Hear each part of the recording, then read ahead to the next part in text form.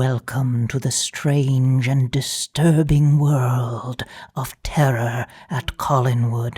Oh yes, the time has come once again to experience the terror. But first, I have some news for you. I am thrilled to report that I heard from my friend and illustrious horror hostess Marlena Midnight, and she sent me some really cool photos that were posted in the Retro Quad Cities Facebook group. And she sent them my way along with some articles, and these were pictures of Jonathan Frid participating in a parade. And of course, Jonathan Frid participated in a lot of these appearances, and there are some really famous photos of Frid in these big parades, but I had never seen these particular photos before. They're in color, they're really cool, and according to the post from Retro Quad Cities on Facebook, it says, "Remember when, on December 2nd, 1970, Barnabas Collins, Jonathan Frid of Dark Shadows fame, was the Grand Marshal and main attraction for the WQAD TV Christmas Parade." Arthur Swift, general manager, said that the parade attracted almost 100,000 people. The parade route began at the Channel 8 studio on 16th Street and continued north down 15th Street Hill and turned west on 5th Avenue, then disbanded around 11th Street. I was 10 at the time, and this was a huge deal. And Marlena's show is broadcast out of WQAD, Channel 8 on ABC, the ABC affiliate there. They have some really cool stuff that they post periodically on this Facebook group. And she sent these my way. And if you're watching the YouTube version of this episode, you can check those out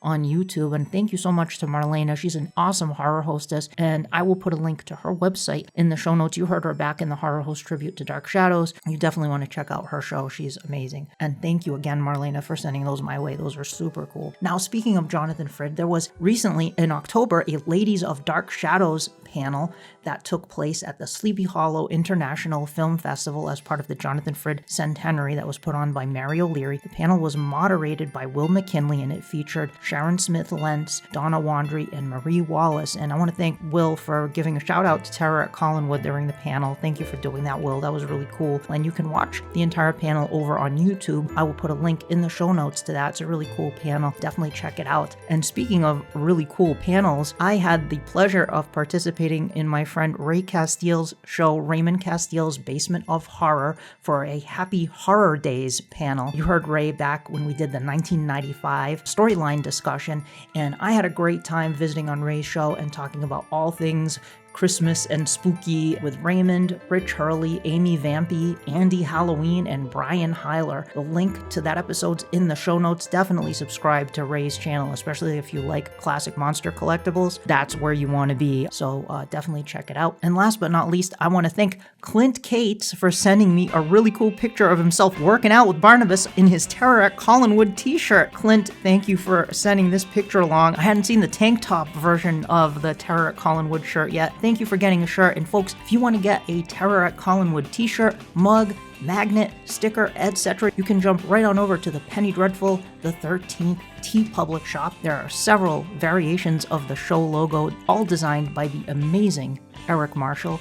You can get them over at TeePublic. There are also quite a number of Shilling Shockers designs for my hosted horror show that I did for 10 years. And I still do appearances as Penny Dreadful, still do Halloween specials from time to time, but there are several t-shirts too. So if you pick up a shirt, please feel free to take a picture of yourself wearing it or have somebody take a picture of you wearing it and send it my way to terror@collinwood@gmail.com, and I will show it in a future episode. And with that said, let's jump on over to the show. We're going to talk about Dynamite Comics today.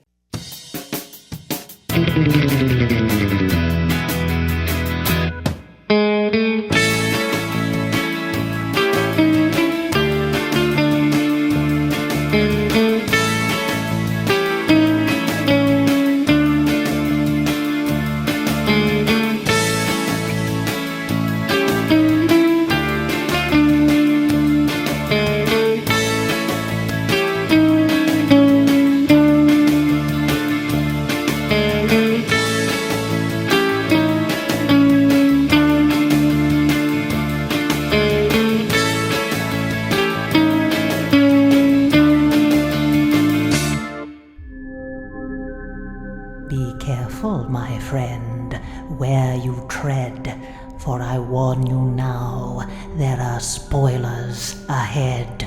Welcome to Terror at Collinwood. 'Tis I, Penny Dreadful, and I am being forced to transform into Danielle. All it takes is the glasses now. That's all it is. It's that easy. Welcome, welcome. I am excited to welcome my two guests today, Rich Handley and Madelyn Marks, and we're going to be talking about the Dynamite Dark Shadows comics from 2011 to 2013. Dynamite Entertainment published 34 issues of a new Dark Shadows comic book series based on the original show. Issues 1 through 23 comprise the bulk of the series and feature the comic's main storyline, a continuation of the original show set in 1971.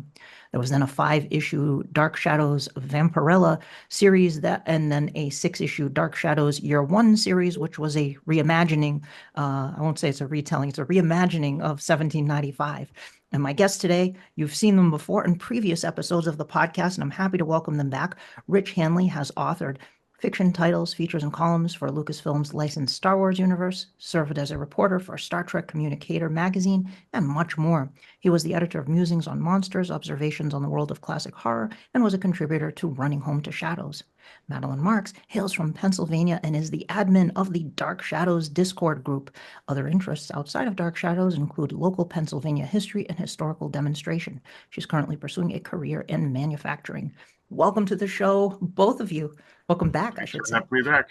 Thank you. Always It's fun. my pleasure. It's great seeing you both again. So this is a topic that we've been talking about doing this for a while, the three of us. So I'm happy to have this topic on the podcast. Over this past year, I've been covering a lot of the licensed media for Dark Shadows. And I have some opinions about licensed Dark Shadows media. I find it's very little, if any of it, actually feels like Dark Shadows to me most of the time. I think it's a very difficult feeling to capture when it comes to Dark Shadows. So I've talked about the Gold Key comics. I've talked about the Ross novels. I did an episode in Kingdom of the Dead from Big Finish recently.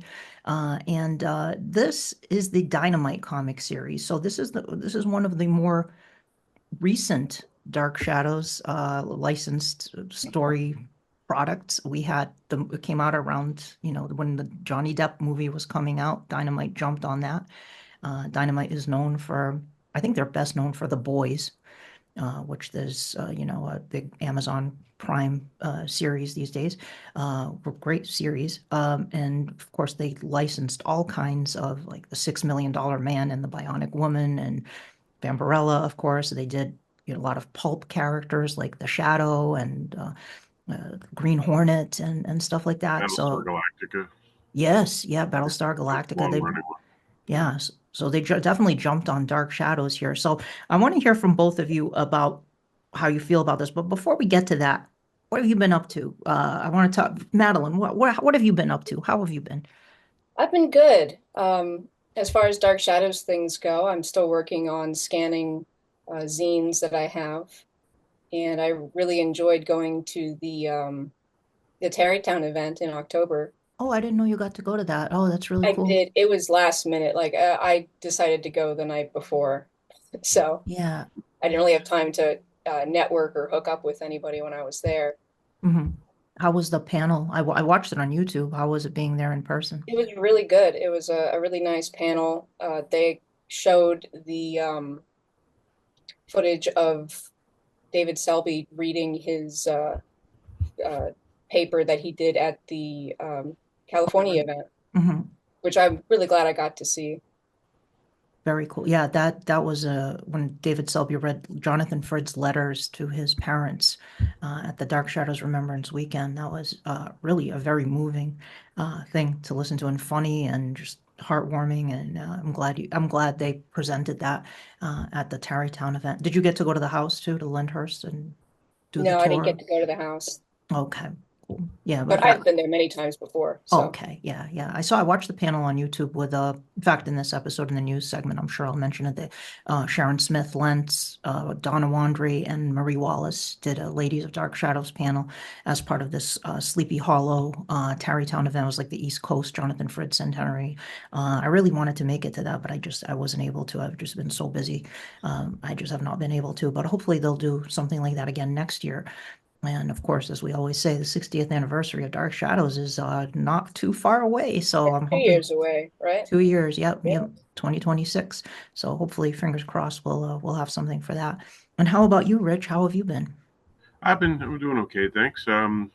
As you know, I'm working on a book that I can't say much about yet, but it is about Dark Shadows, and it is tied to the 60th anniversary, and it will feature a contribution by the amazing Penny Dreadful. But we'll be able to say more about that at some point. But I'm having a lot of fun. I've been rewatching the show for the umpteenth time as research, and going at breakneck speed. And just today, I reached the point where I'm about 4 episodes away from the final story set in 1970, Mhm. and it's always a bittersweet thing for me when I reach this part of the show because I know I'm going to miss the characters. Even though I really enjoy 1840, I know, like, as we get to the episode, here's the last Elizabeth, the last Maggie, and so forth. It's bittersweet, knowing that it's not really going to come back to them. Yeah. But that's why the spin-off lore, even though it's very uneven at times, is fun because you have a year later, Dynamite picks up with new adventures, and Mhm. so for me, I hit this part of the show and I think, if only I knew what happened next. Oh wait, I do. Yeah, yep. Yeah, I think the way the show ended resulted in this kind of, and I think this is the case in a lot of fandoms. You love the show so much that you want more of it, and from then on, you're like chasing the dragon to get that fix. You want to get yeah, that fix and get Yep. more Dark Shadows, and exactly. I find it's very difficult to scratch that itch, but it's great to have more Dark Shadows. I want to see more. In fact, we have a new graphic novel coming, Curse of Dark Shadows by Craig Hurd McKinney. That's going to be coming, and may even be a series of graphic novels, depending on how well the first one does. And that one is set in the present. It's difficult to capture that vibe, but I know Craig is very into gothic Yeah. fiction, and he's infusing a lot of that into it. So I'm looking forward to Yeah. seeing how that turns out. If Yeah. I can say something, Sure, Go ahead. please I'm do. sorry. Yeah. well, Yeah. I can't remember his name. Craig? Craig Hurd Yeah, McKinney. he joined the Dark Shadows Discord, and Yeah, he I was sent him the nice link. enough to. He asked me Oh, for the you link got it to from it. him?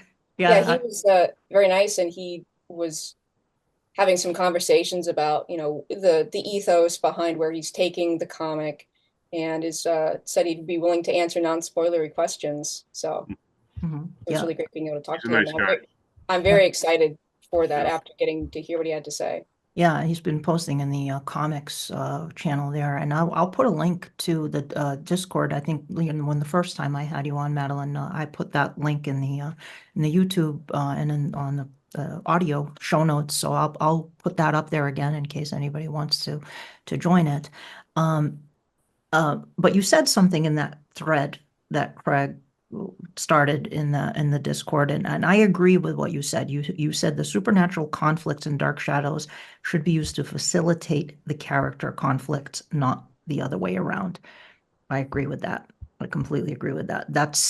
And I think that's one problem I have with the Dynamite comics. I feel like they're really lean a lot on the horror stuff, on the splat, Absolutely. and I wanted to see more of the character dynamics. And there wasn't a whole lot of that. It was a lot to me. There was a lot of splatter in there, which is the wrong tone for Dark Shadows, in my Yeah, opinion. There was, particularly in the Blue Whale's basement. yeah. Oh my Yeah. God. Just the fact that the Blue Whale has a basement at Well, all there's that too. Yes. I on the could buy it pier. because it's a bar and they often do, but it does come out of nowhere. Yeah, Yeah, exactly. yeah. Yeah. Yeah. Anyway, before I don't want to jump too far ahead. Yeah. I'm gonna give the floor to both of you here on this, and I'll chime in as well. So let's first talk about the main series. The first 3 issues of the series were written by Stuart Manning, who we all know. Stuart, he's a longtime Dark Shadows fan. He was involved with the Big Finish audios in a major capacity and wrote several of them, including Kingdom of the Dead. Stuart only wrote the first 3 issues, even though his name is listed as the writer on the 4th issue. He had left the series by then, and they used his story projections for issue 4. And I looks like they kind of all crammed them all into issue 4 to get it wrapped up, which was a really odd choice on Dynamite's part to do that. And then Mike Raked, I'm not sure if I'm pronouncing that correctly. Mike Raked, Raicht, took over as writer for the remainder of the main series. There were several artists involved when Stewart was working on it. Aaron Campbell was the artist, and then we had Guyu, again, pronunciation, Guyu Villanova, Nacho Tenorio. We had Francesco Francovilla as the cover artist, and I thought Francesco's covers were really nicely done, although they were like 99.9% Barnabas on every cover. It would have been nice to see some other characters. I think they finally had Quentin at the end, but he won actually an Eisner Award, coveted Eisner Award in 2012 for his comics cover artwork, which included Dark Shadows during that time period. So talk to me about the first 23 issues. We'll start with Madelyn and then jump to Rich. Madelyn, give me some of your thoughts on those Well, I issues. think it's good to you can break the 23 issues into two storylines. There's the initial storyline, which lasts from issues 1 to 4, and then there's kind of a buffer episode at issue 5. Yep. And then issue 6 is where the storyline that carries through the remaining comics picks up, and that goes all the way to issue 23. And I kind of like the longer storyline that starts at issue 6 better than the what we actually got in the 4 first issues. I think that the start, like issue 1, was very strong start. They actually set up some little story threads that never got elaborated on, but it just got wrapped up so quickly. And I'm not a huge fan of Angelique being extremely powerful to the extent that she was in the comics. Yeah, like flying and stuff. Flying, being able to possess multiple people at a time completely, like that's a Patofi level skill set. Yeah. But yeah, then when we get into the second storyline, which is a lot more vampire focused, I like the fact that we actually got a Dark Shadows continuation that introduced new characters and a new, something that we haven't seen before that wasn't retreading old material. I didn't always like the new material, but it was nice to get some new ideas. Some of the things like the David and Emma subline felt very Dark Shadows, and I really enjoyed all of that content. And then the ending was very rushed. It seems like between issue 22 and 23, they realized they had to wrap it all up in a single issue. Yeah. And they did, and they wrapped it up pretty succinctly, but it was a very downer ending. Yes. Very depressing ending, even for Dark Shadows, and I think it was too depressing. It was one of those, and then they all lived happily unhappily ever after. I mean, Yeah. yeah. And then they all died horribly. The end. Right, exactly. Yeah, it's like, what if Shakespeare stepped in and wrote the last? They all died. But yeah. What about your thoughts, Rich, on the main series? I largely agree with what she just said. I enjoy the Dynamite comics. I've seen a lot of criticism of it, but I do enjoy it. I do think the longer form story works better. And I say that's someone who really likes Stewart. So, the longer form story really does work better. I don't like. I'm not big on the idea of Angelique suddenly becoming the villain again. It's not even just the fact that she's about the powers. It's the fact that she comes back as Cold Vengeance once again. Totally. I was disappointed about that. Yes. I kind of like how the show gives her finality. I felt the same way about Laura Parker's novels, and they're written by Angelique. I just felt like, once you give her closure, why turn her into Cold Vengeance again? It's a step backwards. It doesn't mean it's badly written or that it's not enjoyable, but it's not the direction I would take the character. The longer story, there were certain things I really enjoyed, and for me, the number one was Nicholas. I thought that use of Nicholas Blair was fantastic. Yeah. And probably the most screen accurate depiction of any of the characters, because some of them were a little off, but most of them were pretty good. But Nicholas, I really felt like Humbert was jumping off the page with every line. I'm not sure why all of a sudden Quentin has done a talking Hulk thing where now he can just Hulk out whenever he wants and be absolutely as eloquent as he is when he's not a werewolf. I don't know why that choice was That a made. I don't nod to the agree with Gold it. Key comics? Yeah. That's what I was thinking. Yes. But for the most part, I think my favorite stuff is exactly what you said, David Nema. Mm-hmm. I was very pulled into that. And what's interesting is there's a similar story in Laura Parker's novels with David getting a girlfriend, and it kind of goes the same way. She's unsteady, she's supernatural, he's protecting her. It's interesting. Different girlfriends, same age. Yeah. But then again, the same horrors tend to happen to David over and over again on the show too. He's possessed every Thursday and dies every Tuesday. So, yeah. But for me, the unfortunate thing is that they didn't allow them to wrap it up with enough issues. The same thing happened with Marvel's Star Wars back in the day, back in the 70s and 80s. They got to issue 106, and then they were told you're done at 107, and there were like a dozen issues of story left, and suddenly one issue, wrapping up everything way too fast. And I suspect the same thing happened here. I do want to say that I absolutely agree with Rich's complaints about the Quentin in this storyline. I'm willing to give them a little bit of lenience because, it's a comic book. You got to have people punching each other at some point. Right. And like having Quentin being able to transform at will, it's a good superpower Sure. for the comic book. But I at least wish that they made him unable to speak as a werewolf. Or at least explain what the change was caused by. Because I could buy that powers change. I mean, Quentin is a zombie ghost werewolf immortal portrait dude. He ticks off the checklist of monsters. Well, not in the comics. Explain why. The comics don't explain why he's a werewolf or what his the range of his powers are, but it heavily implies that he is immortal because of being a werewolf, and there's no mention of a portrait at all. Right, exactly. Mm-hmm. I really dislike the fact that he can speak as a werewolf. I think that's ridiculous. It did remind me of the Gold Key comics, but in a bad way. I wasn't a fan of him being able to transform at will and control himself while he's in werewolf form.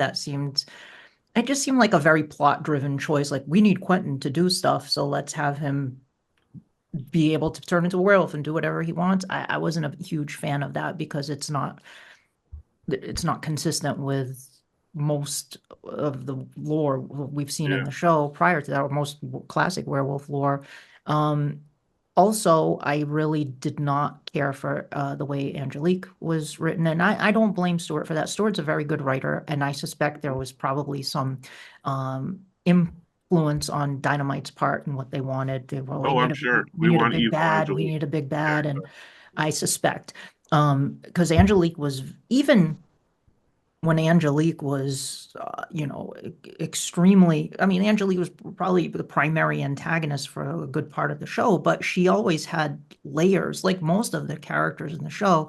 Angelique had motivations for what she was doing, and this is a vengeance machine version of Angelique, and this is a problem I've seen in other versions of Angelique where they bring the character in, and she's just this very one-dimensional villain, and then way overpowered, like Madelyn said, too. Well, Gold Key is a perfect example. Right. It's just Gold Key, she's the floating specter that cackles maniacally and says, "I'm evil." Yeah. She becomes a force of nature.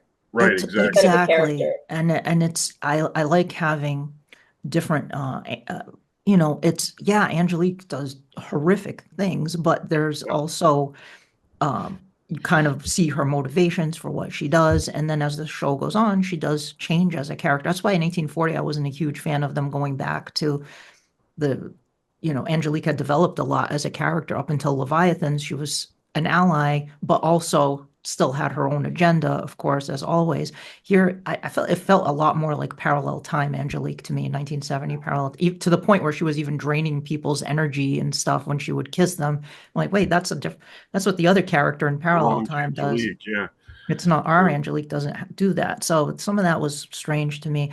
As I said, I was not a fan of the splatter. at all, like way too much. Like, I mean, yeah, there was blood in the show. Sometimes you'd see, the werewolf would mangle Mr. Wells or something, but that was like selective moments in the show where they would show stuff like that. And I think I'm And fine even with then, it. it was like bright blue ink. Right, right, yeah, yeah. I Yeah, mean, and it is part of the genre. I mean, you're going to see stuff like that, but I thought this was like every 5 pages, you're seeing like explosions of blood everywhere. yeah. Didn't like that. I did like Nicholas Blair coming back. I thought having Nicholas Blair as an untrustworthy ally was an Yes, awesome choice because you yes. can't trust Nicholas, but he's helping them in this situation. And it's Uh, the first time the Collins family are dealing with him exactly as he is.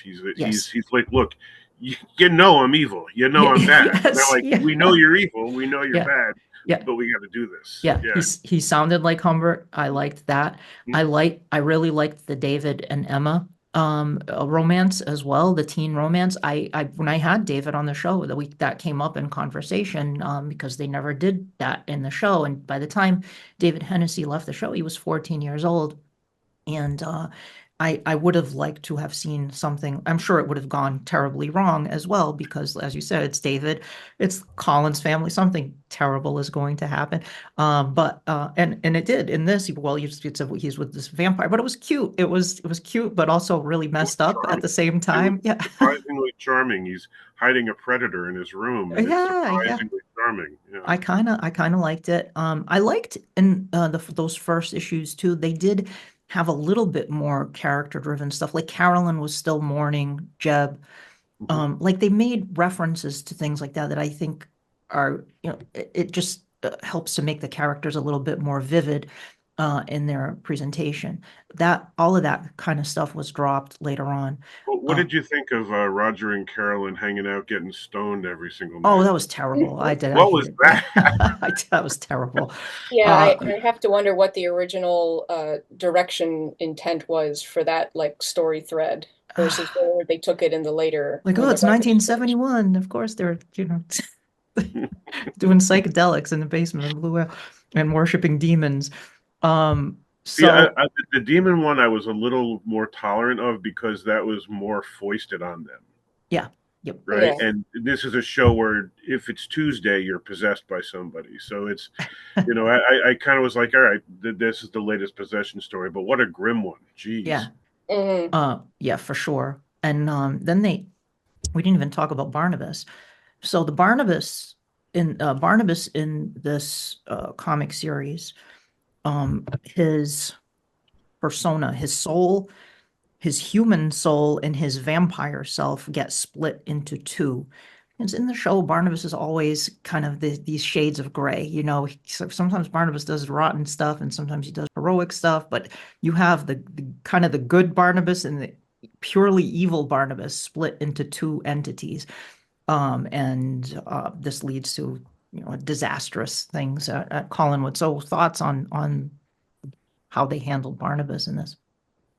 Basically, it's Dark Shadows' answer to Kirk being split in two by a transporter accident. And you Mhm. have good Kirk and evil Kirk, and good Kirk means only to do good, but he's kind of weak. And bad Kirk means only to do bad, but he makes mistakes because he's got no moral compass guiding him.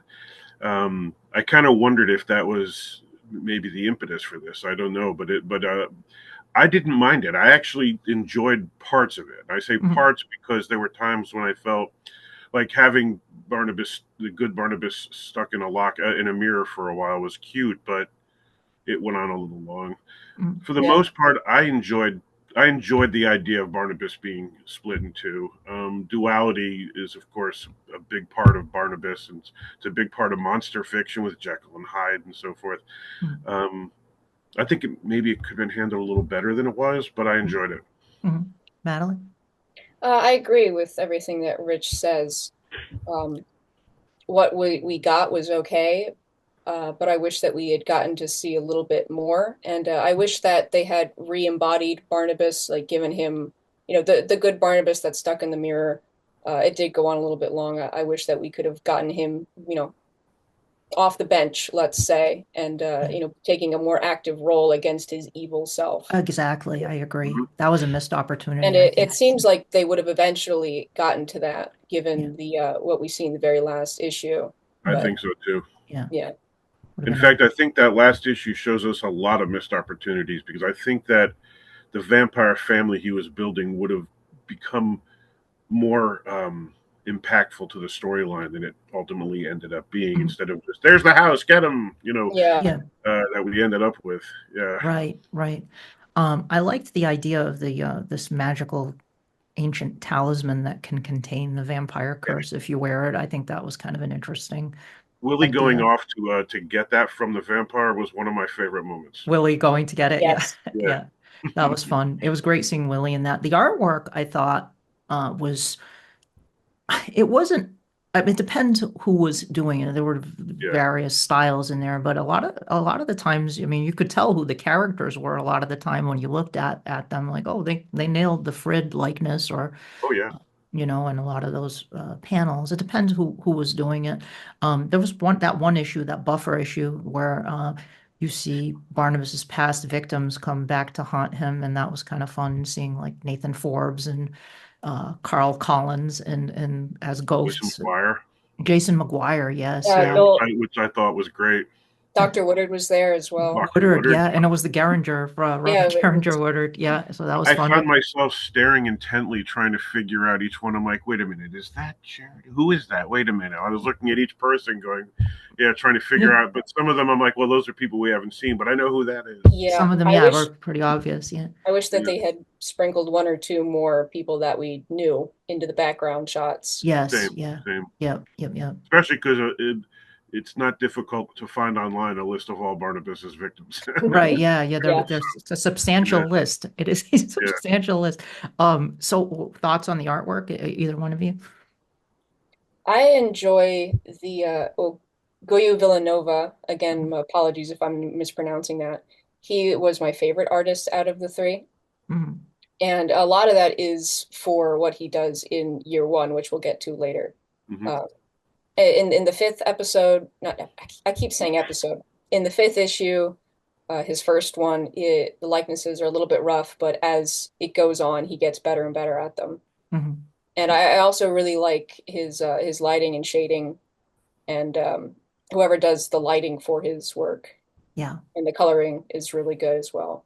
He did also a really a lot of the art in that for the buildings. The old house looks Mhm. like the old house. I mean, the outside of it with the columns and everything, and Collinwood, and they captured a lot of It was moody looking too. These A big lot of shots. details. Yes, I liked that as well. Rich. I very much enjoyed the artwork.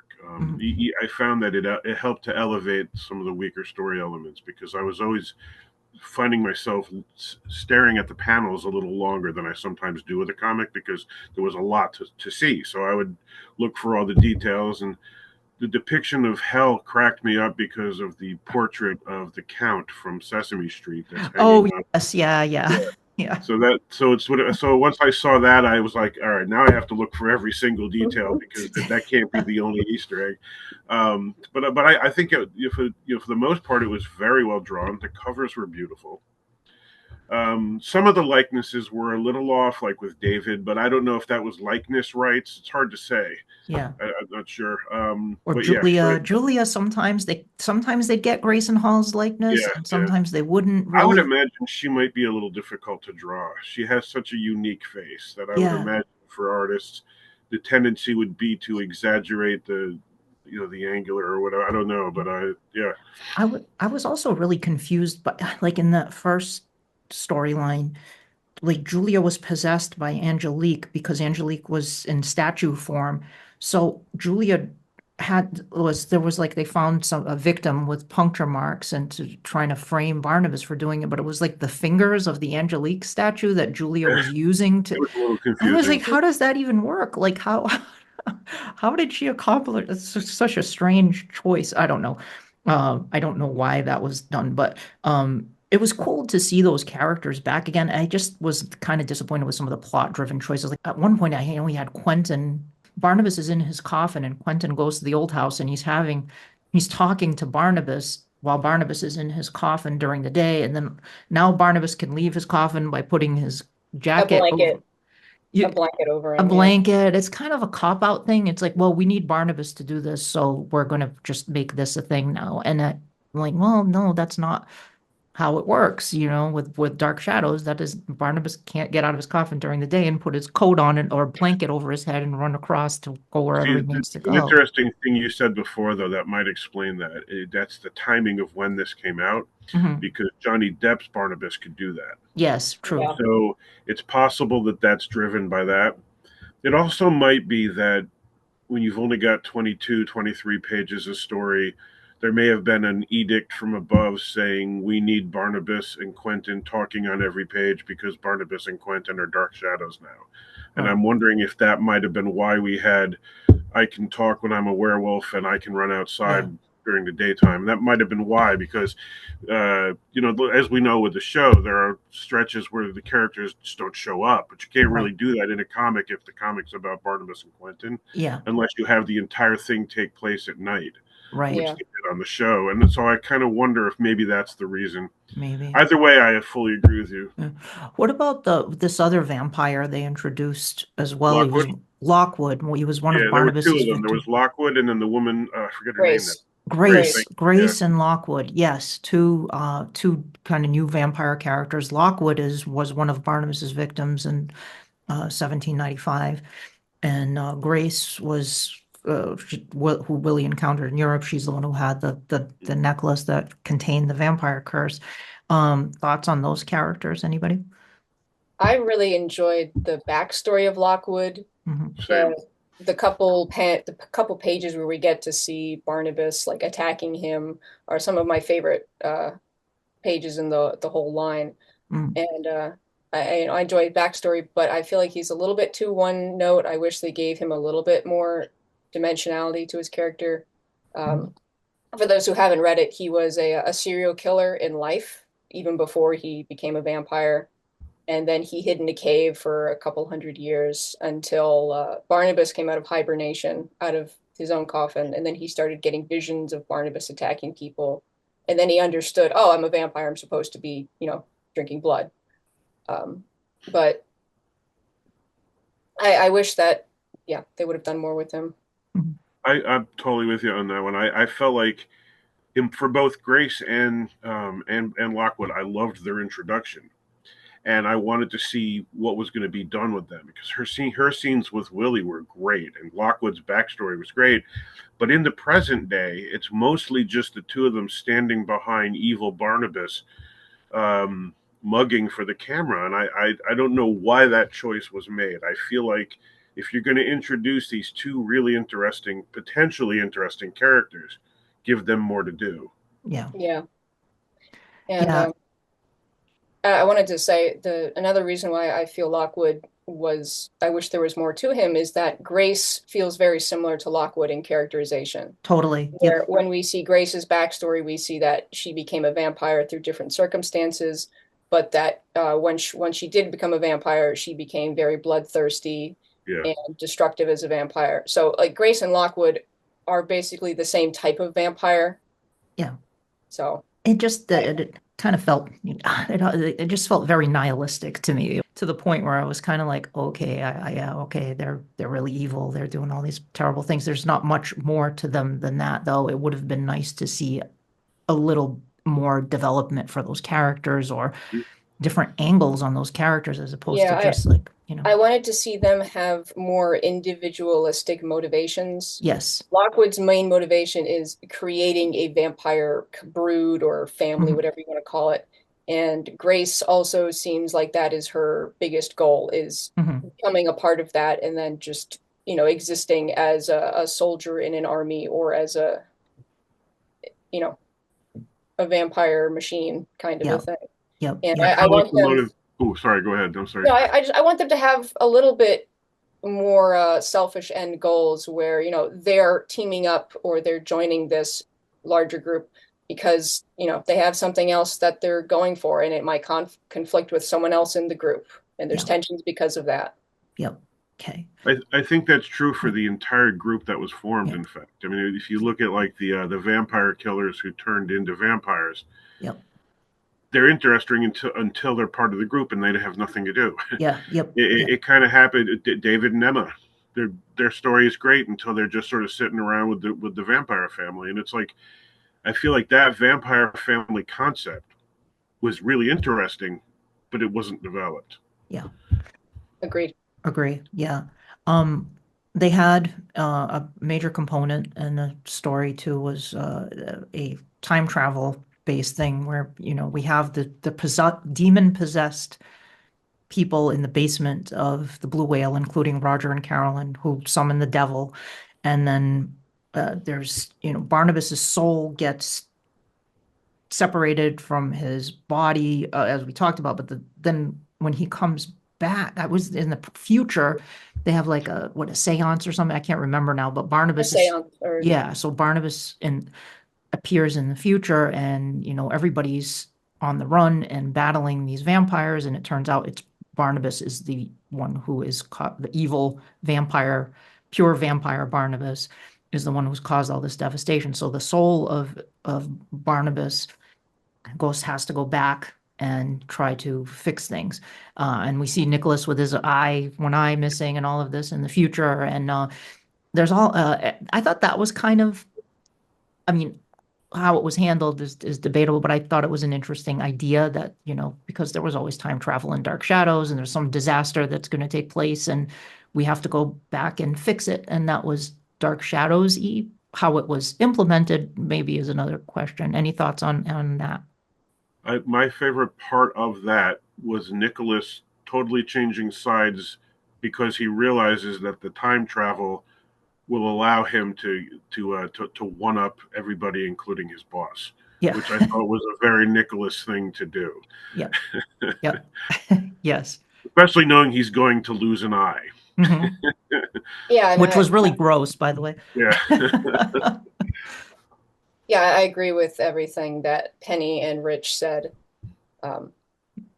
It seemed a little bit too splatter in the application, but I feel like that's the place to really lean into that when like this future is so horrible that you have to go back and make sure it doesn't happen. Yeah.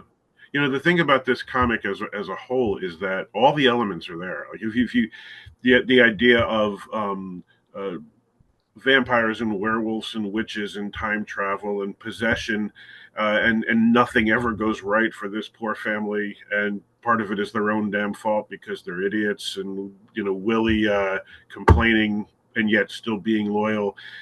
All the elements are there, but it's one of those situations where, and parts of it are very good, but it feels like sometimes you had all the ingredients for the perfect meal, but you didn't cook it right. That's kind of what it sometimes feels like. Like this is clearly written and drawn by people who know Dark Shadows, who enjoy Dark Shadows, who have respect for Dark Shadows, and somehow, even though it's very good, there are still moments where I go, why did you do that?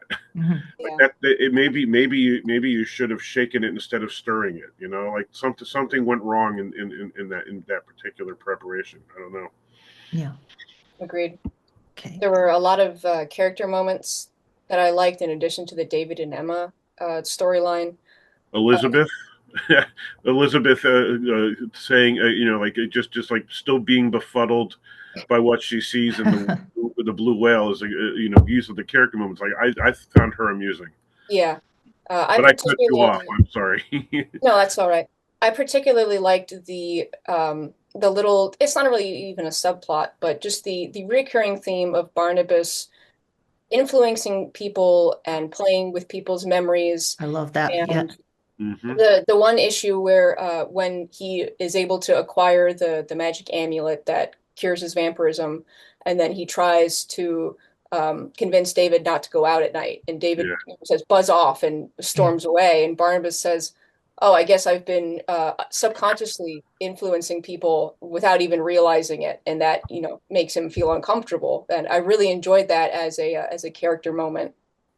Agree. 100% agree. Yeah. I'm glad you mentioned that. I thought that was a nice touch. And it addresses something in the show too. I mean, because Barnabas, and that's why I think in the show, after we come back from 1795, I was like, well, why doesn't David remember what was going on with Barnabas? He probably wiped his mind like he did once with Nora, I remember, and once in parallel time with Daniel when he saw He him seems bite. to have done it with Carolyn too, because Oh, Carolyn sure. seems to have Yeah. forgotten everything by Yeah. the end of the So show. he's probably wiping their memories over and over again, Yeah. and in the comics, it just could cause permanent damage from doing this so many times. And he must have been doing that, and he has conflicted about it. I liked that as well. I agree with you 100%. Any other comments on the main series before we move on to the next? So in the main series, on the inside, this isn't a plot thing, but on the inside covers, they have the credits and then they always say a special thanks to Jim Pearson. Yep. And starting at issue number 11, they start thanking Jim Pearson and Dr. Jeffrey Thompson. Yes. Yep. And I don't know who that is, and I Oh, wasn't able to do oh any. gosh. Jeff is he's a longtime Dark Shadows fan. And he has been on the podcast 3 times now. He wrote the television horrors of Dan Curtis. He wrote the television mysteries of Dan Curtis. He did the introductions to the Hermes Press collections of all the Gold Key comics. He He wrote was the also a friend of Dan and Marilyn Ross. he was Oh, a okay. very good friend. He wrote his master's thesis, I believe, on the historical novels of Dan Ross. Was the MC at the Dark Shadows festivals for a lot of the panels. He would MC the panels. He was in He's the also an incredibly nice guy. super nice guy. Yeah. You would really like Jeff, I think. He lives in Tennessee. He doesn't really. I wish he had gone to the Burbank event. He couldn't make it out to that. But yeah, Jeff's really cool. And I remember back when I got into the fandom in the 80s, I remember he wrote a fan book about the Gold Key comics, and it was like all his reviews of each issue. And he used to write to Gold Key with his complaints about mistakes that they'd make in the issues, about like Roger and Elizabeth being married in one issue. And so he printed the letters that they responded to him with in the book. It's yeah, Jeff's really cool. He's definitely heavily involved in the Dark Shadows fandom over the years, and television horrors of Dan Curtis is really cool. I definitely recommend picking that up. I'll have to look into that. Thank you. Yeah, it's on Amazon. Yeah, Jeff's cool. But If I'm you don't sure. mind, can I just Yeah, thank Jeff for something publicly, actually, if it's sure. okay? I had written an article which you read for Chroma Key magazine about the Dan Ross books, Yep. and I knew that Jeff was an expert on that topic, and he was very helpful. He provided some very useful information for that article that improved it. So thanks to him for that. Yeah, he's really cool. And if you get a chance, like those most recent episodes, Jeff was in. He did when I did the Barnabas storyline. Jeff was in that, and that was years ago. But like you say, he's an expert on the Ross novels and the Gold Key comics, and the newspaper strips too. He Mhm. wrote the introduction to the newspaper strip book too. I'll probably have him back for that episode too. The But newspaper strips are my favorite of all the comics, and I know that they don't match the show, but I think they're my favorite ones. the artwork by Ken Bruce Bald, is beautiful artwork in that.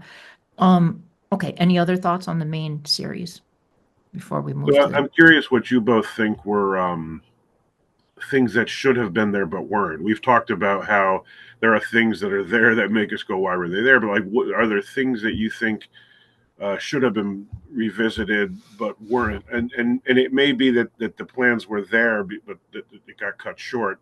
But like, what big ticket items would you have liked to see worked in? I ask because for me, it would have been addressing Adam. I would have liked to yeah, see the series eventually address Adam. agree. That's nobody goes there. I'm Yeah, hoping Craig will actually, because that's a huge dangling plot thread that even Big Finish has not, and they even had Robert Rodan in some of those episodes early on, but he was a different character. I I think agree. the only thing that I'm aware of that did was Sam Hall's TV Guide That article. was I don't it. Yeah, think that was anybody it. else ever has. Yep. Yeah. Any other, Madeline, any other plot threads or characters that you would have liked to have seen introduced or brought back? I don't have any that were from the show. Um, Oh, I'm a huge Chris fan, and I would always like to see more Chris. But with the way that they've changed Quentin's werewolf situation, I don't even know that Chris or he has any descendants in this universe. So Adam would always be nice to see, but there was a lot of interesting little plot ideas teased in the very first issue, and a lot of those sounded really interesting. Where's my notes here?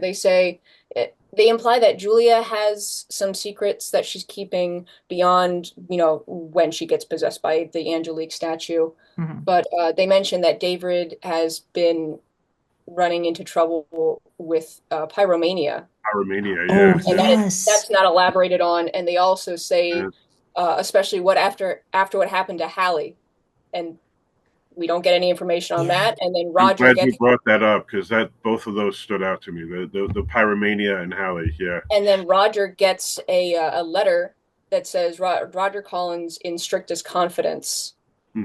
and that is never mentioned or brought up again. So I was really intrigued to see what Stuart Manning maybe had in mind for these little plot ideas down the line. Hey, Stuart, if you're listening, please Yeah. let us know what you had in mind for that. The Yeah, fact that he didn't write the fourth of issue of that arc, implies that for some reason Stewart left quickly, and maybe I would have loved to see what he had in mind if he hadn't. I do think there was a lot in works here that would have been a lot of fun. I think if Stuart had his druthers and was left to his own devices, we would have gotten a really cool story from I Stuart. Oh agree. yeah, I think, I think Dynamite was really pushing for the modern horror versus the gothic horror, and I don't think they really got Dark Shadows as well as they maybe someone else may have. I think if they just, I wish they had kind of just let Stewart do his thing, is my feeling on that. Because I would trust Stewart to handle Dark Shadows oh material, absolutely. um, based I've on heard from a couple different Battlestar Galactica authors that the company was too hands on with them. really. Because Dynamite's Galactica run it's like this. Like some of it's great, some of it's not great, and it's great, Mhm. and you wonder, well, why is there no consistency of quality? And from what I've been told, without bringing names into it, a lot of the authors felt they were being forced to do things that they didn't feel was organic to the story, Right. and I'm kind of reading between the lines, but I'm assuming something like that happened here, that Yeah. there was too much involvement at the corporate end.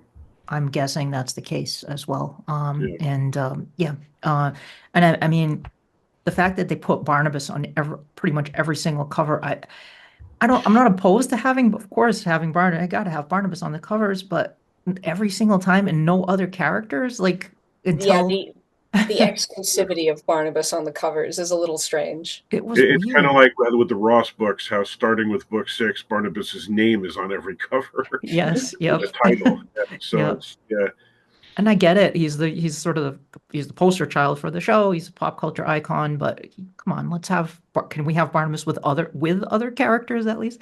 Uh, especially because a revival of this sort is a way to undo the damage that one could arguably say the show sometimes did to everybody else by focusing exclusively on Barnabas, Julia, and Quentin and Angelique. And this was a great opportunity to equalize things. And we right. got moments like the scene with Willie and Julia sitting on the sidewalk, just discussing the fact that Willie is really tired of everyone's bullshit. It was a Yes, great yeah, moment. Scenes yeah. like that where you go. By the way, am I the only one who honestly thought those two were going to kiss in that scene? Which I one? honestly thought They that was did setting up in a the John Julia August Willie. version. Which scene in the comics? Which panel? It's when Willie comes very close to just abandoning everybody. He leaves town. He comes back, and I don't remember if it's right before this or right after that. But Julia and Willie are sitting on a sidewalk, and they're just talking about the fact that he's really tired of all the crap that happens to him.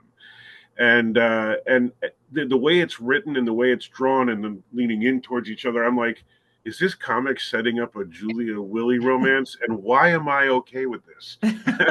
But as Yeah. you both know, that's what happened in the John August screenplay where Yep. they hooked up in that. Mhm. Okay, so let's jump then to the next series, which is the Dark Shadows Vampirella series. What a wild combination that was. I would never. I know Vampirella is a vampire, of course, created in 1969 for Warren magazines by Fari Ackerman, and Trina Robbins was the artist who created the design for Vampirella, as I recall. So it was Trina Robbins, and of course, the great Forrest J. Ackerman of Famous Monsters of Filmland. And she was a horror host in the comics, like Uncle Creepy and Cousin Eerie of the Warren magazines. But Vampirella also had stories in her comics, and she then became her own kind of this superhero vampire character. So, I mean, Vampirella and Dark Shadows are two things that I would personally have never put together myself, but it exists. So I'm curious to hear what you guys think of it. I don't have much to say because I'm not familiar at all with Vampirella as a character. I don't know any of the background of both her, her backstory or the history. So this doesn't really do anything for me. It doesn't scratch any of my itches. It doesn't go down any of the paths that I'm looking for in a Dark Shadows story. I don't, it's a fun time, but it is just not Dark Shadows to me. So I should preface by saying, as a general rule, I'm not a crossover fan unless it's within the same franchise. If you're going to do Star Trek Show A and Star Trek Show B, sign me up. But if you're going to take Star Trek Show A and Sesame Street, there comes a point where things are just too disparate, and you go, "What are you thinking?" And comics are a medium in which this sort of thing happens all the time, and sometimes it's great. Alien and Predator was a surprisingly good team up. Weirdly enough, so was Archie Meets the Punisher. But a lot of team ups that they do in the comics don't work for me, and so I tend to be skeptical when I go in. In the case of Dark Shadows, the Kolchak crossover worked really well, Yes. right? Agreed. And maybe that's because I was accepting of it because of the Dan Curtis connection. I don't know, but it worked. In this case, I have such thoughts on the Vampirella thing. Like parts of it are actually really funny. Other parts of it are just too damn gory and ridiculous. And the idea that I'm watching Dark Shadows, but I'm watching Barnabas and a woman in a superhero costume flying over a city, my brain is just not processing this. It doesn't say Dark Shadows to me. I thought that Quentin's team up with her friend was amusing, but we still have the talking werewolf thing. If anything made it work for me, it was the idea that Dracula is a character in Vampirella's universe, and Barnabas is based on Dracula, and so we got something we normally would not have gotten, which is Barnabas meeting Dracula, and I thought that was interesting. I'm not sure in the end if it was all worth it, though. Yeah. Yeah. I Go ahead. agree. And there were a few things that I enjoyed. I really enjoyed the moment where Vampirella drags Barnabas into a gentleman's club, shall we Yes. say, and Quentin is just there hanging out. I enjoyed that. I thought that was a great moment. I liked that think too. ironically, Of course, Quentin wins. is there. Yeah, I think Quentin wins the Vampirella story. I think so too. Yeah. His scenes are hilarious at times. Yeah. I was not a fan of this crossover. I liked the Dark Shadows Kolchak makes sense. That works for me. And Mark DeWitziak wrote a great story that Moonstone adapted into the comic. It was cool. I just like Vampirella and Dark Shadows don't fit well together for me. The tones are very different for both of those. So, and then you have Barnabas making jokes about neutering Quentin and making all these stupid dog parallels all the time. Dog thing, yeah. It was kind of dumb. And then we had Elizabeth Bathory as the main antagonist in it, and Jack the Ripper too. Jack the Ripper is like her toady. I think she turns. Although I did like that. I have to admit, it was interesting. I mean, it was interesting. And we had Dracula. I think that was kind of a missed opportunity. You could have had a little more Barnabas versus Dracula interaction. There was not a whole lot of it until the very end. If anything, I would have hoped there would be a crossover with Barnabas and Dracula. without Vampirella. Once they met, there was a potential for a really interesting story there. I that think we it's never got. I think it's just like they had the license for Vampirella, they had the license for Dark Shadows, and they're like, well, they're both vampires, let's put them together. And it And just they are big on crossovers. I mean, we Mhm. had Ash, meeting everybody from the Evil Yes. Dead. So Yep. they are big on crossovers. Well, they did the pulp heroes. That was kind of cool. They had all the pulp heroes together in one masks. It was called Masks, and it had the Shadow. It had Green Hornet. It had the Spider. Several of those. Zorro was in it. Several of those pulp characters. I think maybe Domino Lady was in there. They put them all together, and I mean it's kind of a cool idea. They got Alex Ross even to do the art cover artwork for that. But I just I think you have to have two things that if you're taking something from a gothic franchise and putting it with Dark Shadows, it'll fit better. Vampirella is like, It has to you be know, organic. this cheesecake superhero vampire and Right. who makes a lot of wisecracks. She started out as a horror host. She's making wisecracks and joke. It just didn't. The tone was very off for me in terms of it's like, well, Barnabas wouldn't make comments like that. I don't know. I wasn't feeling it. The artwork was not the best either. Yeah. So I had I mean, it was interesting that they tried it, but I would, if we're going to do a crossover, something like Kolchak or something else, I'm trying to think of something else that would work well with Dark Shadows as a crossover. Universal Monsters. Maybe Universal Universal. Monsters. Yeah, Universal. Yeah. I agree that Universal Monsters would have been a more fitting crossover, but I'm sure they didn't have the rights to that, or I'm would have sure been. they didn't. Exactly. But Yeah. yeah, the fact that these two properties are so different. I didn't like the fact that when Barnabas and Vampirella finally cross paths, if I can speak, they already know each other and they say, "Oh, you're Barnabas Collins. Oh, you're Vampirella. I've Yeah. heard of you," and they Yeah. move on. And I'm thinking, wait, this would be a great, explain. I'm sure that the person who picks up this issue is probably only going to be familiar with one of these two properties. You should have a little 1 or 2 sentence explanation of who each of these are Yeah. for the That's a reader, good point. because That's a it's really so good point. disparate item. Yeah. Yep. Agree. And I don't think it would have helped the tone, but I kind of wanted to see a little bit more Dark Shadows. Like this is they have taken Barnabas and Quentin out of Dark Shadows and put them into a Vampirella story. Yeah. And I wanted a little bit more balance. Like maybe you can have a Vampirella tone story, but have it set more in Collinsport, or have, they go there for something. But, it felt unbalanced in how much Dark Shadows versus how much Vampirella you were getting. See, I sometimes feel like taking the characters out of Collinsport doesn't work. And this is going back for a second to the 23 issue run. The introduction of that second town seems superfluous to me. Mm-hmm. Oh, right. Agreed. Yes. Yep. Yeah, I think once you leave Collinsport, it suddenly doesn't feel as Dark Shadowsy to me.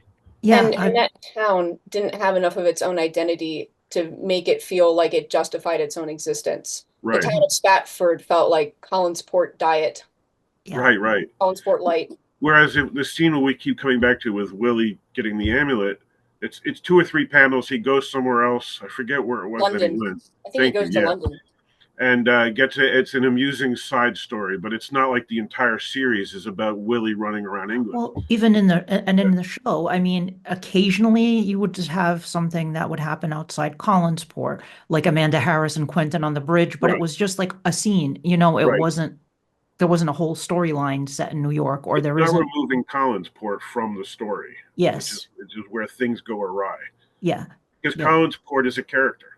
Mm-hmm. It's a town where it's equivalent to the fictionalized version of Transylvania in Universal Monsters.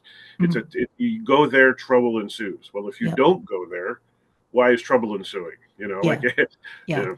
Agree. Yeah. And they reference other places, but it's that Dark Brigadoon. It's kind of its own weird bubble, Yeah. All right. So any other thoughts on the Vampirella crossover before we move on? None from me.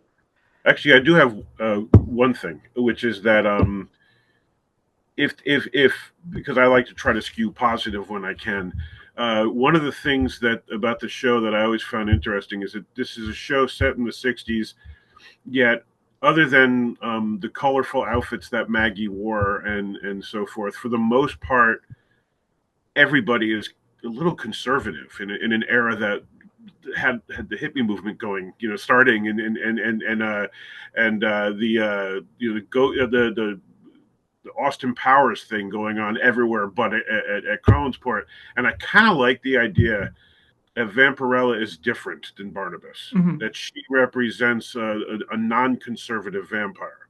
Yeah. So just skewing positive for a moment, I like that. The fact that she's a superhero knocks me out of the story, but taking that out of it, I do like the fact that we get the idea that there are vampires who are not like Barnabas and not like Roxanne Drew or Dirk, like that are just very, very different types of people.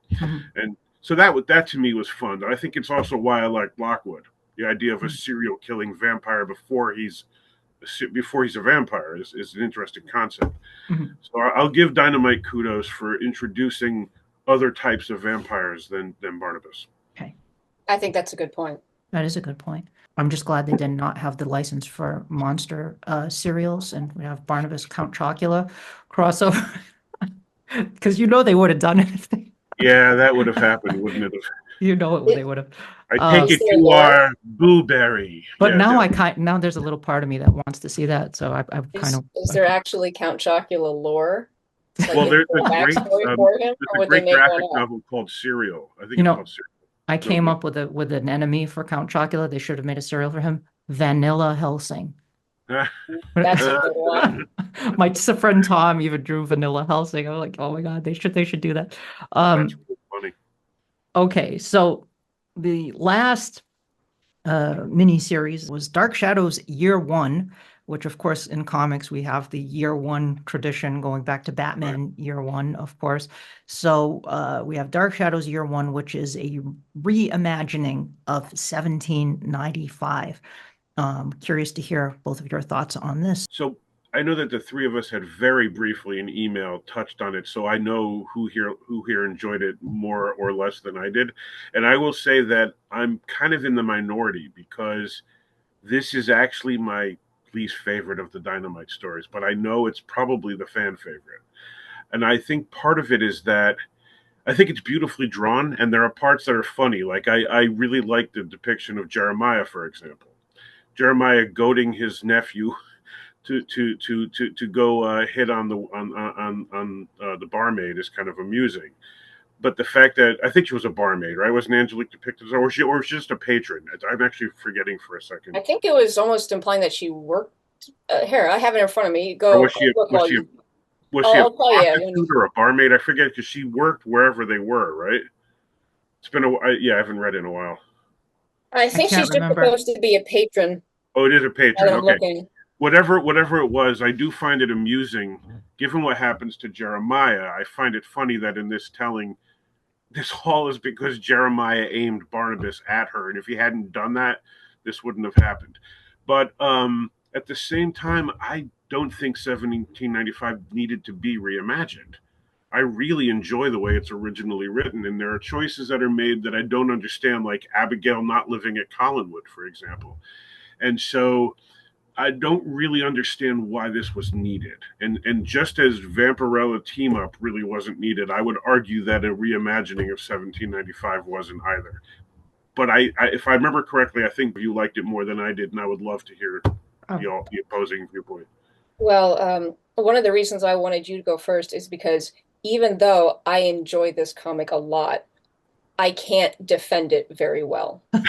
I do agree with all of the complaints that you have about it and the issues where I don't know that there's a single change in the characterization or the plotting in this that I actively enjoyed.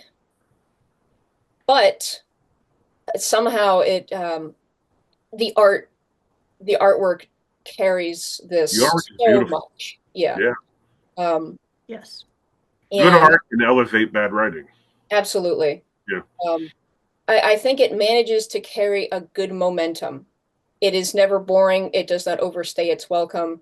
And I am very impressed that they do manage to shoehorn and slot in almost all of the 1795 plot beats Yeah. from the show into how many pages? It's pretty I impressive. guess it's probably like 140, 150 by the time they're done, something like that. Yes. Yeah. Mhm. Um, but it also could be just that I'm a really big 1795 fan, especially Joshua, and there's some Mhm. really great artwork of him in this. But don't you find it weird then? Because I'm with you. I Joshua was do, one of my and top 5 characters.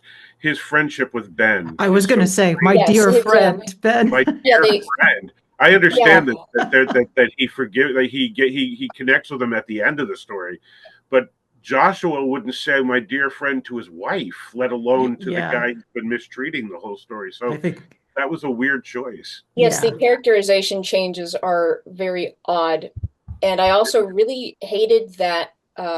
So issue 2 ends with Barnabas becoming a vampire, and they seal him in the secret room, and I forget if I can find it here, what he says, but I'm sorry, no, issue 2 ends with Barnabas shooting Angelique. But at the end of issue 3, Joshua seals Barnabas in the mausoleum. And then at the beginning of the next issue, we start with him and Ben talking, what are we going to do about the fact that Barnabas is a vampire? And I'm like, you do that You off already did it. screen? That's one Yeah. of the most memorable and significant Yeah. episodes of 1795 for me is Joshua's and Barnabas's confrontation in Yes, the old yeah. house basement, and they completely hand waved that off screen, Yeah. and I was It was very an angry odd at that. choice. It really was. Because I'm with you. Joshua is one of the most nuanced and fascinating characters to come out of Dark Shadows, and easily Louis Edmonds' best character. Hmm. And I feel like this miniseries did not do justice to him. And that to me, because you said something really interesting before about the changing things.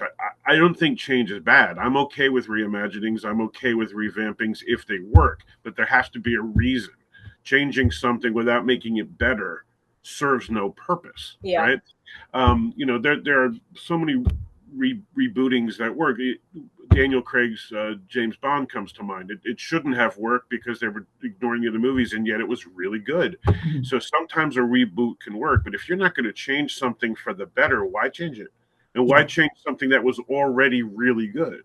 yeah, You're shooting yourself in the foot when you do that, because the chances are pretty good that you're not going to best what you came into.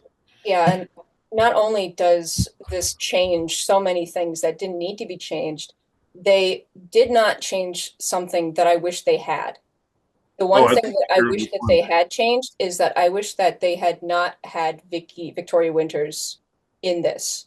I think that they could have put an interesting spin on this if they had framed this as um, Phyllis Wick.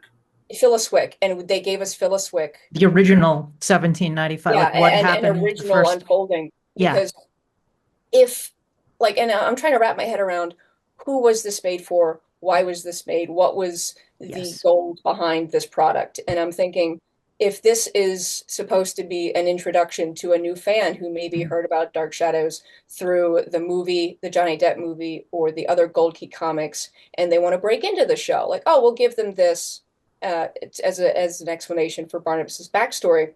Vicky is going to really confuse them, and Yeah. she doesn't add anything to this. She's underutilized. It would have been better if they had cut down some of those pages that they do, or those panels that they devote to Vicky, and just made her Phyllis Wick the unimportant servant. Mhm. Well, Agreed. it's funny you mentioned Phyllis Wick, because one thing that I've always found fascinating is in that other timeline, is she Peter Bradford's soulmate? Did Vicky not only steal her life but also her love?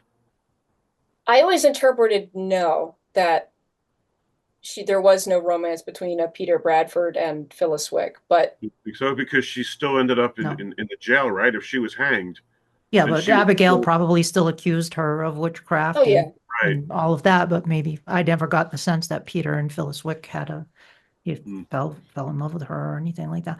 I agree with what you said, what both of you said. The artwork here is what's the selling point for this miniseries. Beautiful artwork. It's cool to see like larger scenes of Collinsport and the horses and carriages and things like that. It was kind of interesting seeing certain things that you couldn't see on the show. They couldn't afford to have, outdoor scenes with horses and carriages. So they did in the 1991 revival. They did some things like that, but it was kind of fun to see that. The character likenesses were very good. But I completely agree with I don't understand what the point of this was. Why do this? And why reimagine one of the show's most popular storylines and change things for no reason? I mean, Yeah, how does it help the story if Abigail is visiting instead of living there? yeah, I don't understand. That makes no difference is weird to me. I don't understand that. And I agree 100% with what Madelyn said. If you're going to do this, do the original telling of 17. How did it unfold prior to Vicky's swapping places with Phyllis Wick? Then it's something different. It's something we've not seen before, and it's still 1795, but there are different twists and turns that you could play with by having Vicky not be present. And how did it unfold the first time around? That way, you have something that can be an entrance point for new fans, but it's also something new for original fans as well. And I think that's the way to go with it. I also don't like change for the sake of change. If you're going, yes, characters, of course, in the show, characters develop. Like Quentin grew a conscience by the end of 1897, so he went from being this kind of, scalawag, this rogue scoundrel character, and he grew as a character, but he was still, those elements are still part of Quentin's persona, of his character makeup. They're still in the mix, but there are new things that have been added to the mix as well. I think if you're going to do the Dark Shadows characters, you have to stay true to the DNA of those characters. Joshua Collins is not saying, "My dear friend Ben." That's not how Joshua Collins talks. He doesn't talk that way. To Doesn't anybody. he actually say, I'm sorry, what was that? No, I just said to anybody. It's Yeah. not even just, he doesn't talk that way to Doesn't anybody. he say you're like a son to me or so? Like Yes, another son? that's Yeah. what I was going to bring up. Yeah. When he is looking for a cure or a way to help Barnabas, he says, "Thank you for helping me, Ben. You've always been like a son to me." No, when? Since when? See, moments like that, even on the show itself, knock me out of it. But in an amusing way. Like if you hear Willie say something like, Barnabas never did anything bad to me. He's always been real good to Willie. Willie's brain is so scrambled after everything he's been through that I figure he's, yeah, exactly. He's not sure so what reality is anymore. Yeah, exactly.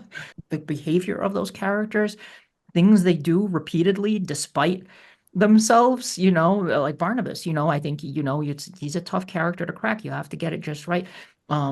Any of those characters. And if you're going to make changes like that, why?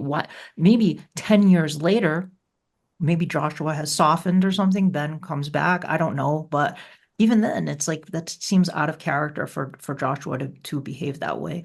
And then I don't understand why they made the change with how Josette and Jeremiah, the whole Josette and Jeremiah thing, and then the duel with Jeremiah. It's just like why make especially the duel? The duel is iconic. It's an important moment that was done so well. That needed a little more focus than it got in the comic. Yeah.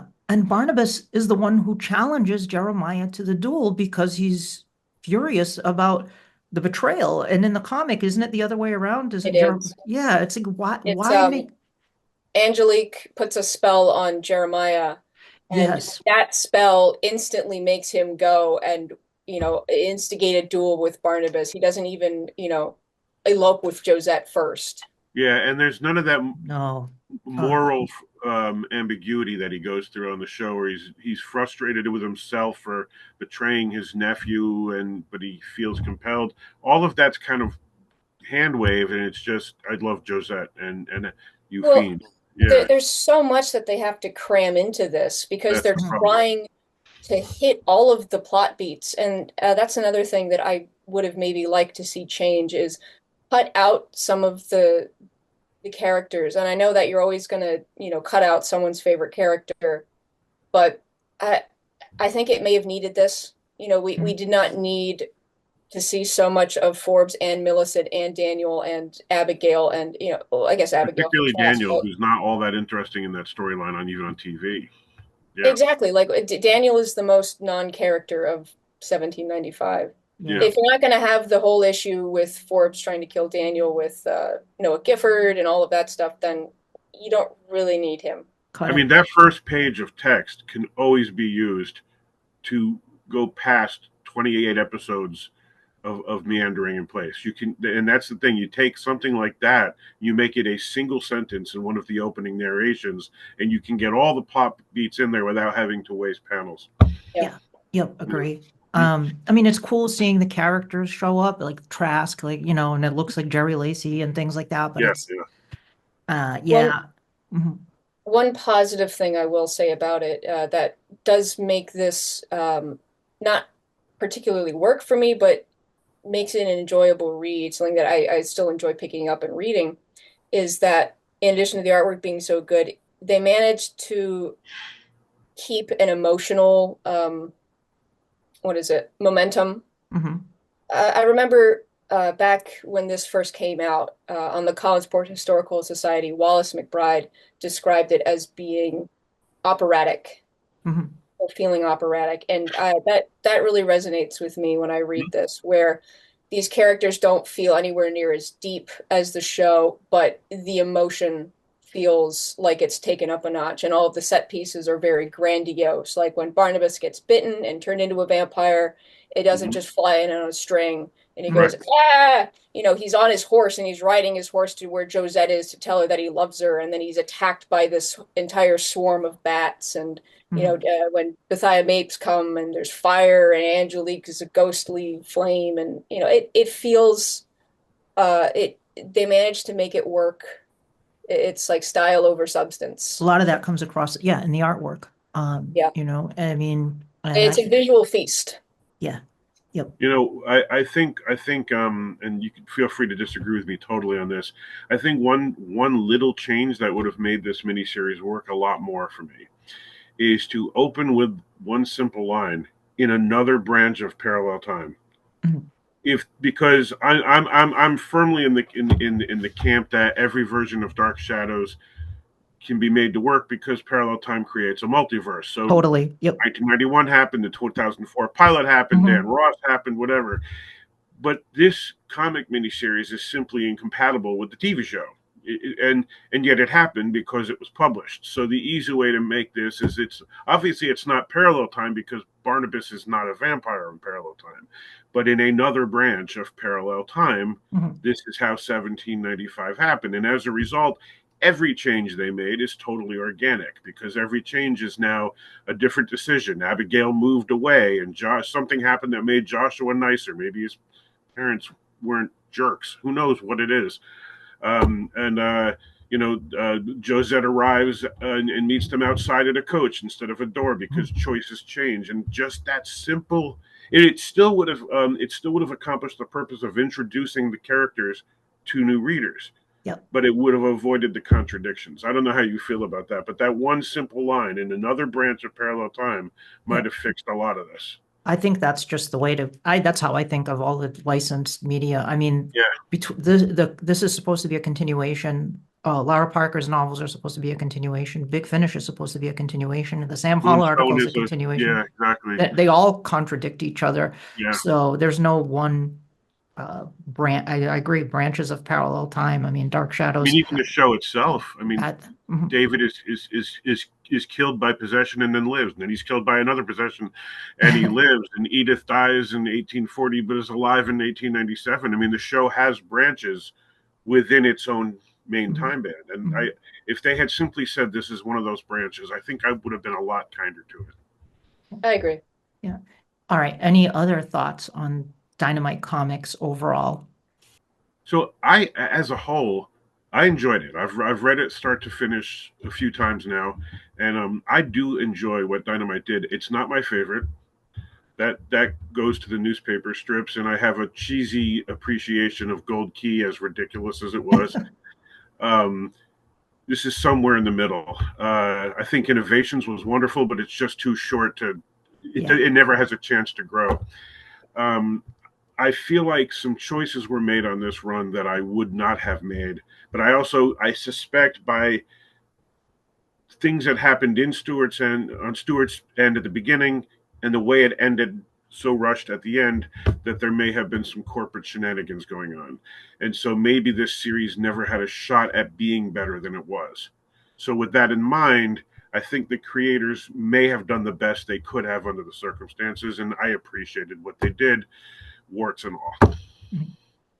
Madelyn? I think you put it very well, and I don't have a whole lot more to add. Okay. There's a lot of things that I didn't like and I wish were different, but I can say that about pretty much every single Dark Shadows continuation that there is. I always find something to not like. Yeah. But there is a lot to like, and I'm glad that these exist, and I'm glad that we have these. I think that even if it's kind of confusing to wonder, who is this for, why was it made, I'm glad that it was. Mm-hmm. Because the moments that are good make the others worth it. Exactly. It's a case of, if you throw this out because things aren't as great as you want, we don't get Nicholas Blair. We don't get the Willie and Julia moments. We don't get Emma and David. We don't get Lockwood's backstory, and all that stuff. To me, it elevates the rest of it. Where I just go, but because that's kind of true with the TV show, right? You have to sit through multiple episodes of David and Hallie going, Gerard's going to kill us, before you actually get to Gerard. So it's as much as we might be loath to admit it, the show was not always the highest quality to begin with. Which is part of its charm. For example? Yeah. For example, I'm not going to make any enemies by saying. I'm glad that we had a comic series from 2011 to 2013. I'm glad it exists. I'm not a huge fan of this series. I'm more forgiving of the Gold Key comics because they were made for kids and they're just super fun and ridiculous. They were hilarious. They were just ridiculous, crazy ideas, and it's just a kind of comparing apples and oranges. I think. This was going for something a little more serious. Barnabas doesn't create one-liners. Yeah, no, no. And Barnabas isn't it's one thing I think people have a difficult time writing Barnabas, because sometimes you get like superhero Barnabas, like in the Gold Key, where it's like, yeah, Barnabas can be like that, but he's also extremely obsessive and neurotic and dangerous too. And so dangerous. Even when he's a good guy, he's a predator, and that's because that keeps coming through. Yeah, Dark Shadows already has Roger and Quentin and Willie. So if you want to do snappy one-liners, give it to them. Sure. Barnabas isn't the guy to be doing it. Or Professor Stokes' witty asides and things. Yeah. And when it goes back to, for Barnabas, another issue that I have with making Barnabas feel like Barnabas, and why it's so difficult for reboots and remakes to do that, is that for a lot of the characters, and Barnabas especially, what makes him feel like Barnabas is less the actions he takes and more of how he takes them. And you have to make it feel like Frid in some way to make it feel like Barnabas. Like, if you had Jonathan Frid being Barnabas, I would believe it's anything that he does, because it's Jonathan Frid. Like, he is so much of what makes up that character. And you can have Barnabas, doing something that he did exactly on the show, but if he is speaking different kind of dialogue, or he doesn't look the same, then it's hard for me to suspend my disbelief. Yeah. Well, that's the 2012 movie in a nutshell. Because the characters, a lot of them did exactly the same things, and it fell apart because the ingredients weren't put together right. Yeah, that's another whole. Yeah, exactly. A whole other can of worms. Where we could get into with that movie. I'm still not sure if I'll do enough. I want to read Dark Shadows: The Return of Harry Johnson. Yeah, absolutely. You might get your wish. I would not be surprised, and I would revel in it. I will tell you, Craig is. I mean, he said he's rewatched the show like 3 times, and he's doing some deep cuts as far as some of the things he's putting in there. But Anyway, all right. Well, very good discussion with both of you. It's been great having you back on the show again. Yeah, and Rich, we're looking forward to your mysterious book. I am excited about that. Yes. It's coming together. My rewatch has only brought me about 140 episodes from the end of the show, so it's coming up. Cool. It's going to be pretty epic, folks. I've gotten some insights into that, and it's going to be pretty amazing. Well, I want to thank my guests for joining me today, and I want to thank you for listening and or watching this episode of Terror at Collinwood. If you enjoyed the show, please make sure to like the video if you're watching it on YouTube, subscribe to the channel, please, so that you do not miss any future episodes. And if you're listening on the podcast apps, particularly Apple Podcasts, really important, please rate the episode. Give it a review, even if you like. That does help it to reach more listeners. I think currently we're at 99 reviews on Apple Podcasts. I need one more to get it to 100 reviews. That would be great.